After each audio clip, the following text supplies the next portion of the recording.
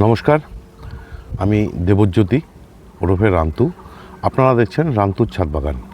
শুরুতেই আপনাদের বলে রাখি, আমার যে ইউটিউব ভিডিও প্রতিদিন দুপুরে আসতো, এখন থেকে আপনারা কিন্তু আমার এই যে ভিডিও বিকেল 5টায় পেতে থাকবেন এবং আপনারা আশা করব আপনাদেরকে কাছে যে আপনারা আমার এই যে ভিডিও প্রতিদিন যেভাবে দেখছিলেন দুপুর 1টায়, সেটা 5টায় যেহেতু আসবে, আপনারা ঠিক একইভাবে ভিডিওটি দেখবেন। এবার আসি মূল বিষয়ে।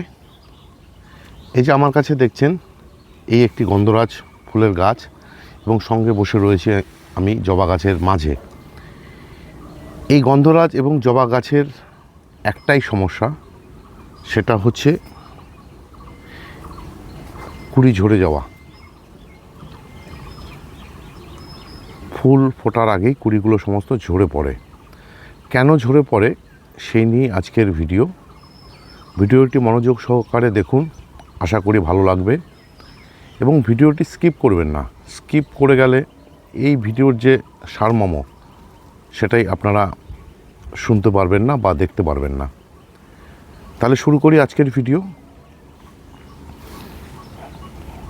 এই গন্ধরাজ এবং জবা ফুলের যে গাছ, এই সমস্ত গাছকে কিন্তু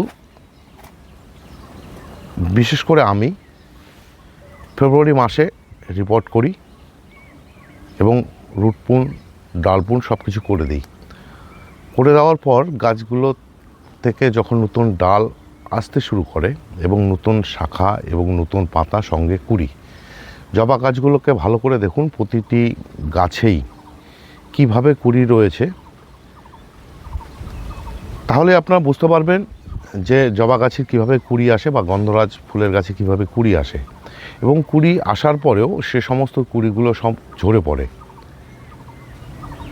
কেন ঝরে পড়ে সেই নিয়ে আমি 2-4টি কথা আপনাদের সামনে তুলে ধরছি। মানে এই কুড়ি ঝরা কী করে বন্ধ করতে হয় সেই নিয়ে যেহেতু আজকের ভিডিও। জবা বা গন্ধরাজ ফুলের কুড়ি ঝরার যে সমস্যা, সেটা কিন্তু শুরুতেই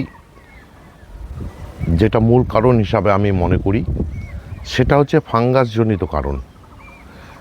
তাই জবা গাছগুলোতে বা গন্ধরাজ ফুলের গাছে প্রতি 10 দিন থেকে 7 দিন, আমি যেমন আমার গাছগুলোতে 7 দিন অন্তর অন্তর ফাঙ্গিসাইড স্প্রে করি। এই ফাঙ্গিসাইডের মধ্যে গন্ধরাজ ফুলের জন্য এক ধরনের ফাঙ্গিসাইড ব্যবহার করি এবং জবা গাছের জন্য আরেক ধরনের ফাঙ্গিসাইড ব্যবহার করি। কি ব্যবহার করি সেটা হচ্ছে, গন্ধরাজ ফুলের জন্য কার্বনডাইজাইম এবং ম্যাঙ্কোসিড গ্রুপের যে ফাঙ্গিসাইড স্যাপ, সেটা ব্যবহার করি। এবং জবা গাছের জন্য ব্যবহার করি আমি হচ্ছে কপার অক্সিক্লোরাইড যুক্ত ফাঙ্গিসাইড ব্লাইটক্স। এই দুটো ফাঙ্গিসাইড আমি দুটি গাছের ক্ষেত্রে ব্যবহার করি। তার সঙ্গে কি করি, আমি ব্যাকটেরিয়াসাইড প্ল্যান্টোমাইসিন সঙ্গে মিশিয়ে ব্যবহার করি। এই যে জবা গাছ বা গন্ধরাজ ফুলের জন্য আমি যে দুটি ফাঙ্গিসাইড ব্যবহার করি, একটি হচ্ছে গন্ধরাজের জন্য স্যাপ এবং জবা গাছের জন্য ব্লাইটক্স। দুটো গাছের ক্ষেত্রেই কিন্তু আমি 1 লিটার জলে 2 গ্রাম করে সেই সমস্ত ফাঙ্গিসাইড নিয়ে নিই। তার সঙ্গে 1 গ্রাম নেই প্ল্যান্টোমাইসিন ব্যাকটেরিয়াসাইড। ভালো করে মিশিয়ে কিন্তু আমি সপ্তাহে 1 দিন করে স্প্রে করে দিই। তাহলে হয় কি, এই যে এই সমস্ত গাছের যে ফাঙ্গাস এবং ব্যাকটেরিয়া জনিত কারণে যে কুড়ি ঝরে যায়, সেটা কিন্তু কুড়ি ঝরাটাকে কিছুটা হলেও রোধ করতে পারে। এরপর কি করি, এরপর হচ্ছে আমি এই দুটো গাছের ক্ষেত্রেই একটি অনুখাদ্য মানে মাইক্রোনিউট্রিয়েন্ট ব্যবহার করি। সেটা হচ্ছে মৌভূমিন।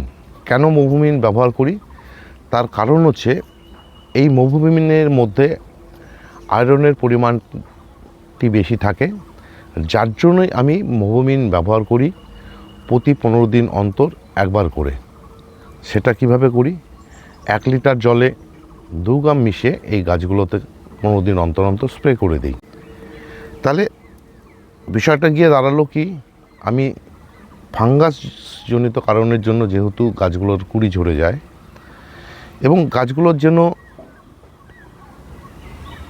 পুষ্টিমূল্য পেয়ে যায় যে এই কুড়ি ঝরা রোদের থেকে, তার জন্য হচ্ছে আমি মোভোমিন অনুখাদ্য সেটা ব্যবহার করি। আর একটা জিনিস ব্যবহার করি, সেটা হচ্ছে MgSO4 এপসাম সল্ট, যাকে আমরা ম্যাগনেসিয়াম সালফেট বলি। সেই ম্যাগনেসিয়াম সালফেট এবং বোরন 1 লিটার জলে দুটোকে ভালো করে মিক্স করে নিয়ে আমি 15 দিন অন্তর অন্তর এই গন্ধরাজ এবং জবা ফুলের যে গাছগুলো সেই গাছগুলোতে কিন্তু স্প্রে করে দিই। ম্যাগনেসিয়াম সালফেট কেন ব্যবহার করতে হয় গাছের, তার ভিডিও আমার চ্যানেলে দেওয়া রয়েছে, আপনারা চাইলে দেখে নেবেন। এই ম্যাগনেসিয়াম সালফেট গাছে ব্যবহার করলে গাছের যে ক্লোরোফিল, সেই ক্লোরোফিলকে বাড়াতে সাহায্য করে, গাছের অসংখ্য শাখা প্রশাখা আনে, গাছ ঝকঝকে রাখে এবং এই যে কুড়িগুলো, যে সমস্ত কুড়ি আসে সে সমস্ত কুড়ি খুব সুন্দরভাবে তৈরি হয়, হৃষ্টপুষ্ট হয়, কুড়ি ঝরে পড়ে না। তার সঙ্গে আমি বোরন সেই জলের মধ্যে 2 গ্রাম মিশিয়ে স্প্রে করি। বোরন কি করে, বোরনের কাজ হচ্ছে যে কোনো কুড়ি বা ফলের যে গুটি সে সমস্ত ঝরাকে বন্ধ করে। বোরনের অভাব হলেই গাছের ফুল গাছের কুড়ি এবং ফল গাছের গুটি সব ঝরে পড়ে। তাই আমি এই যে যেহেতু গন্ধরাজ এবং জবা ফুলের গাছের কুড়ি ঝরে পড়ে, তাই কিন্তু আমি বোরনটা ব্যবহার করি। আমি এছাড়া এই যে জবা গাছগুলো দেখছেন, সমস্ত জবা গাছেই এবং গন্ধরাজ ফুলের গাছে আর একটা জিনিস ব্যবহার করি, সেটা হচ্ছে মাসে একবার করে বুস্টার 2 1 লিটার জলে 1 ফোঁটা মিশে গাছগুলোতে দিই। বুস্টার 2 দেওয়ার কারণ হচ্ছে, যেহেতু বুস্টার 2টা পিজিআর সমৃদ্ধ, এই গাছকে থেকে যেন প্রচুর পরিমাণে ফুল আসে, প্রচুর কুড়ি আসে, তার জন্য হচ্ছে বুস্টার 2 আমি মাসে একবার করে ব্যবহার করি। তাহলে বিষয়টি গিয়ে দাঁড়ালো এরকম, আমি এই যে কুড়ি ঝরা রোধ করতে আমার জবা বলুন, গন্ধরাজ ফুলের গাছ বলুন, তাহলে আমি ফাঙ্গিসাইড ব্যবহার করি এবং ব্যাকটেরিয়াসাইড ব্যবহার করি, সঙ্গে ব্যবহার করি মাইক্রোনিউট্রিয়েন্ট মানে অনুখাদ্য এবং বুস্টার 2, সঙ্গে ম্যাগনেসিয়াম সালফেট এবং বোরন। এই সমস্ত জিনিসগুলো ব্যবহার করি আমি আমার গাছের কুড়ি ঝরা এবং প্রচুর পরিমাণে যেন কুড়ি আসে তার জন্য। এই হচ্ছে মেনলি জবা এবং গন্ধরাজ ফুল গাছের কুড়ি ঝরা যেন বন্ধ হয়, কি করে বন্ধ করতে হয়। আমি কিন্তু এই যে কটি জিনিসের কথা বললাম, এটাই হচ্ছে মেন বিষয়। এছাড়া আমি আমার এই যে জবা গাছ বলুন, গন্ধরাজ ফুলের গাছ বলুন, তাদেরকে সপ্তাহে একদিন আমি সর্ষের খোল জল দিই বর্ষার আগ পর্যন্ত।